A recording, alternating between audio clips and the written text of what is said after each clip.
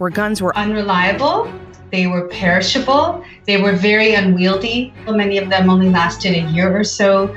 They were prone to rust and rot, water damage of different kinds. This is Priya Sathya, a professor at Stanford University who studies the history of firearms. So when the American colonies rebelled against Britain in the 1770s, they could no longer count on getting firearms from the British for obvious reasons. And then after the war is over, it becomes a kind of government priority to invest in firearms manufacturing capacity within the newly independent United States. So Americans made their own, thanks in part to George Washington's foresight. George Washington really spearheads this effort to create government-run firearms factories. Then, in the 19th century, you see those developing into large-capacity factories. This begins America's long history as a dominant firearms manufacturer. By the time the Civil War has ended, America begins pushing west.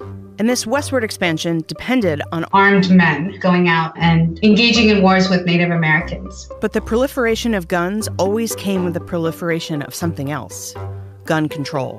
Because there's an interest in attracting settlers, so they need to look like safe places to live, not actually a Wild West.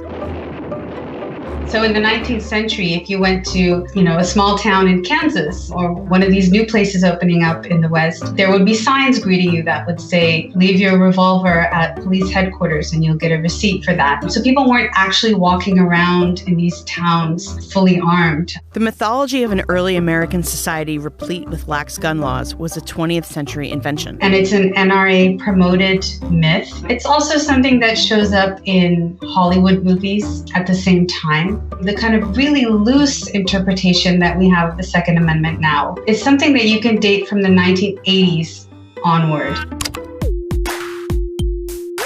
Starting in the 1980s and 90s, developed countries begin responding to rampant gun violence by restricting civilian gun ownership. A 1989 mass shooting in Canada leads to the passing of the Firearms Act 5 years later.